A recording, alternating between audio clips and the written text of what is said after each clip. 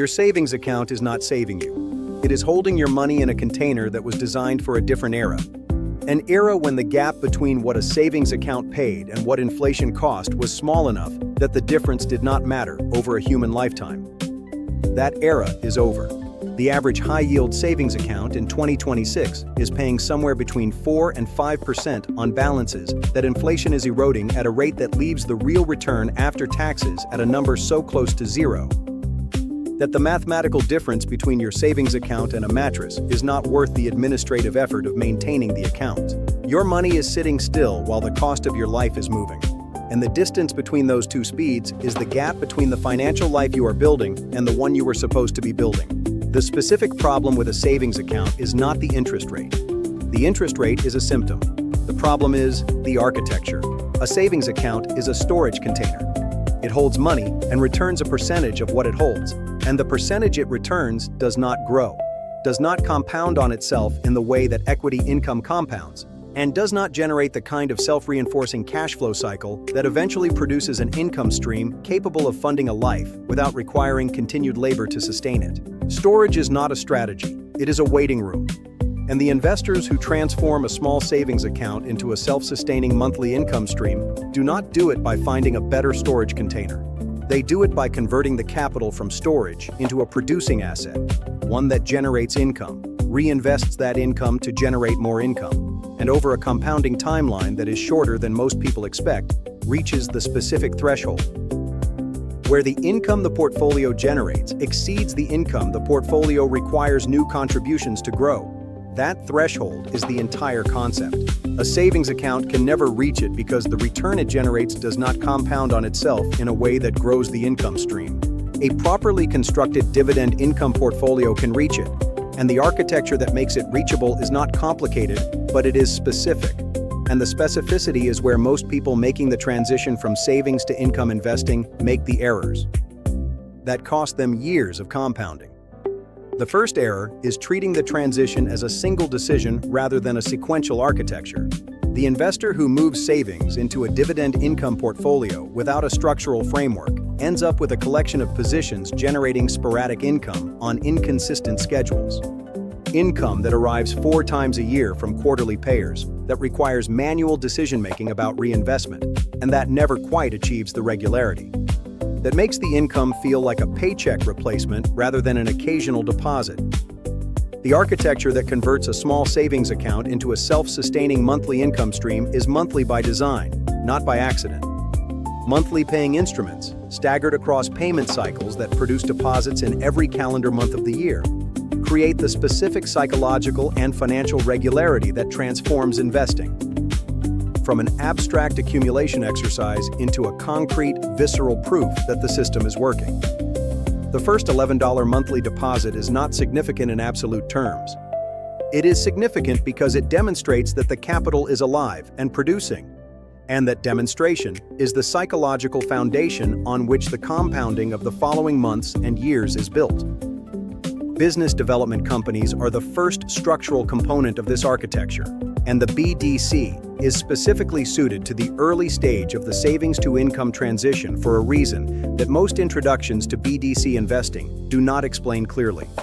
A BDC is a regulated investment company that provides capital to small and mid-sized private businesses that cannot access traditional bank financing, earning interest income from those loans and distributing the majority of that income to shareholders monthly. The regulatory requirement that a BDC distribute at least 90% of its taxable income to shareholders is what makes the monthly income so high. The BDC is not choosing to pay a high yield as a capital allocation decision. It is legally required to distribute the income it earns, which means the yield is a structural feature of the instrument rather than a discretionary policy that management can reverse when conditions become difficult. The coverage ratio, the relationship between what the BDC earns per share and what it distributes per share, is the number that determines whether that structural requirement is being met from genuine operational income or from return of capital. A BDC with a coverage ratio above 1.2 times is earning meaningfully more than it distributes. The excess is available to build net asset value, to fund special distributions in strong quarters, and to absorb credit stress in the loan portfolio without threatening the regular payment. That coverage ratio, checked quarterly, is the early warning system that distinguishes the BDC, whose monthly income will continue compounding the savings account for the next decade, from the one that will produce several months of attractive income, before the structural deterioration becomes visible in a payment reduction. REITs are the second structural component, specifically the subsector of REITs whose tenants generate revenue from non-elective necessity rather than discretionary activity. A healthcare REIT leasing space to dialysis centers, medical office buildings, and outpatient surgery facilities is collecting rent from healthcare providers, whose patient volumes are determined by population health and chronic disease prevalence, rather than consumer confidence or economic cycle position. An essential retail REIT leasing space to grocery stores, pharmacies, and dollar stores, under triple net lease structures, is collecting rent from tenants whose foot traffic is driven by biological necessity. People eat, people fill prescriptions, people shop for household staples regardless of what the market did last quarter. The triple net lease structure, where the tenant pays property taxes, insurance, and maintenance costs in addition to base rent, converts the REIT from a property manager facing ongoing operational cost variability into an income collection vehicle whose net revenue is contractually fixed and escalates on predetermined schedules. That escalation is the inflation protection embedded in the structure. As inflation runs above the base rate, the lease escalator automatically increases the rent the tenant pays, which automatically increases the income available for distribution, which automatically increases the monthly deposit arriving in the income account. The self-sustaining mechanism is built into the contract. The self-sustaining threshold, the specific moment at which the monthly income generated by the portfolio exceeds the monthly contribution required to grow it, is not a fixed number. It is a function of the portfolio's blended yield, the monthly reinvestment of all distributions, and the compounding acceleration that monthly reinvestment produces relative to the quarterly equivalent. On a portfolio with a blended yield of 8% and monthly reinvestment across all positions, the compounding acceleration versus quarterly reinvestment produces a terminal portfolio value approximately 4% higher over a 10-year period, on the same initial capital, not because anything clever was done, but because the income was put back to work 30 days earlier in every cycle across the entire decade.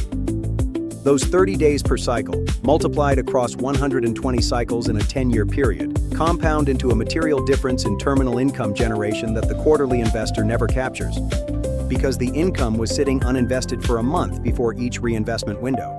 The specific sequence for converting a small savings account into a self-sustaining monthly income stream begins with the monthly income target, the number that represents the lifestyle funding goal adjusted for inflation, and for the tax character of the income that will be received. That number, worked backward through the blended yield of the portfolio structure, produces the capital target. The capital target, divided by the timeline, produces the monthly contribution required to reach it under the compounding assumptions of the selected portfolio structure. The contribution does not have to be large. On an 8% blended yield with monthly reinvestment over a 10-year accumulation period, a $500 monthly contribution to a portfolio starting at $5,000 produces a terminal value in the range of $100,000, generating approximately $8,000 in annual income, $667 per month, from a total capital investment of $65,000 across the decade. The compounding contributed approximately $35,000 of that terminal value, not the contributions. The compounding of the income that was reinvested rather than spent. That terminal income stream is not yet self-sustaining at the $500 monthly contribution level. It covers approximately 1 month and a week of contributions. The self-sustaining threshold is reached when the monthly income generated by the portfolio equals or exceeds the monthly contribution being added. At an 8% blended yield, a portfolio of $75,000 is generating $500 per month in income matching the contribution. From that point, the income alone sustains the growth rate. The contributions become optional rather than required, and the portfolio has crossed the specific threshold that transforms it from a savings account with a better interest rate into a self-sustaining income engine that grows without requiring additional labor to fund it. The timeline to that threshold depends on the starting balance, the monthly contribution, and the blended yield.